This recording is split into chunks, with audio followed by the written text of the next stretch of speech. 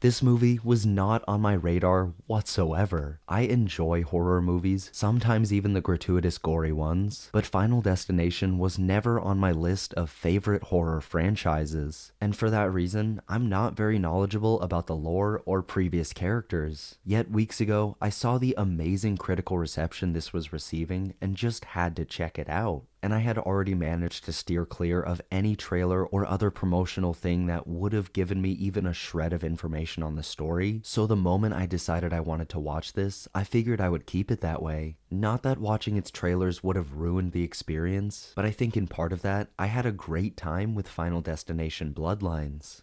Welcome to Sandwich Reviews. I'm the Talking Sentient Sandwich, your nihilistic optimist, and I don't want to get your hopes up and have you thinking this movie is revolutionary, because it's not. But if you enjoy the previous movies, or at least the concept behind them, you'll find plenty of tension-filled amusement in this. Overall, its biggest detractor was the spotty VFX throughout. The visuals and ideas behind them were pretty good, but were let down when it mattered, and that would sometimes be too fantastical as well. Like the filmmakers would take too big of a bite to chew, and the budget just couldn't hold up their ambition, and that either creating or just combining with a sometimes iffy CG would immediately release the tension and take me out of the sequence. I know that what I'm watching isn't real, but the moment the stitches in the filmmaking become too obvious, it's near impossible to be compelled by some of the dramatic sequences. Yet, there are one or two genuinely great scenes, where I was just squirming in my seat, waiting for the bad thing to hurt someone in a gruesome way and start the next Rube Goldberg chain reaction of death.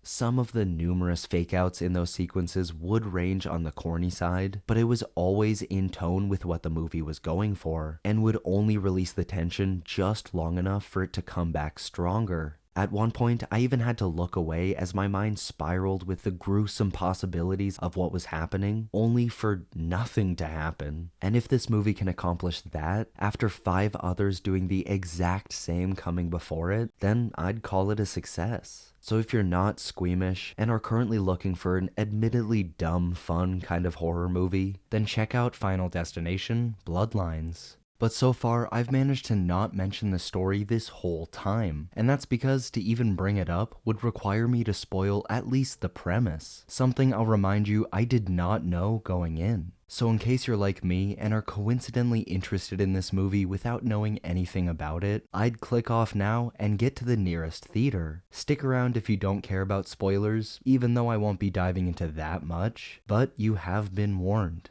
Anyway, the main thing I wanted to talk about was the first act, all of which took place in the 20s, and instead of it flashing back and having the protagonist save a handful of people for death to claim later on, which may still happen, but before divulging that, it's made out to be just a dream her granddaughter was having, an extremely compelling revelation that only got more intriguing as the story went on. And once present-day Iris was introduced to the narrative, it made for a Final Destination movie with characters, or at least some, that were as aware of the rules as we were. Of course, Final Destination characters will always get it eventually, but I appreciated how quickly the movie sped through everyone questioning what was going on. And though the movie still fell into the same old well-worn territory, that initial jumping off point was more than compelling enough to keep me intrigued and entertained for its whole runtime, all with a perfectly punctuated ending that just made me want to go home and watch the other Final Destination movies. But those are my quick thoughts on Final Destination Bloodlines, and drop a comment down below with what you thought of this. And as always, thanks for watching. Make sure to leave a like, subscribe for weekly video essays and reviews, and enjoy a delicious sandwich.